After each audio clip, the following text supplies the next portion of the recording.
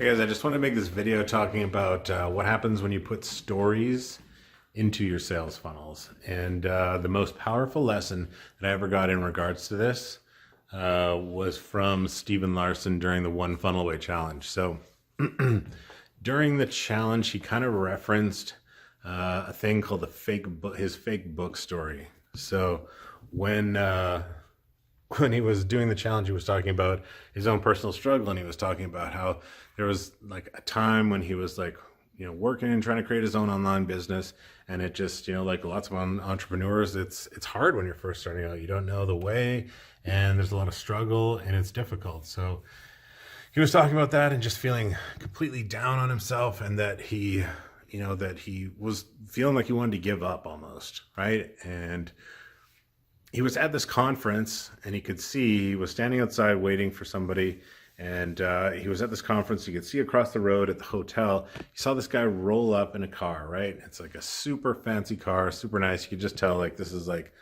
whoever is in this car, like, is all about money, is dripping with money, essentially, right? So sure enough, when the car pulls up, first the driver gets out, and then he's all like finely dressed, very prim and proper looking. Then he goes around to the side door and opens the back door for the person inside. And then of course the guy who gets out, you can tell it's just like an immaculate suit, and this guy's all dressed, it's not like flashy, but you can tell that this guy is, some type of professional who is very accomplished and has, made a lot of success. So Steven's like, holy crap, like, you know what, this is like the one time in my life when maybe I can just go up to this person and approach them without it being like incredibly weird, because there wasn't that many people around. This person was just going from the car to the door. So he just, for whatever reason, just said, you know what, excuse me, I'm going to go for it.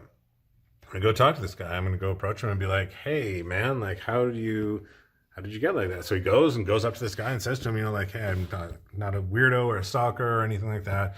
I see like that you're doing very well in life.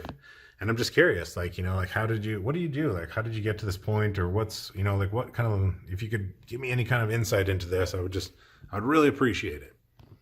So sure enough, the guy, he's like, well, every day I would go and I would read one chapter from this particular book. And that's it. I would just study this book, and the lessons inside, are what I took and applied to my business. And, now I'm a multimillionaire. So he was like, holy crap. Okay, well, what is this book? And, that Stephen whips out this book, and it's called, like Strategies and Theory.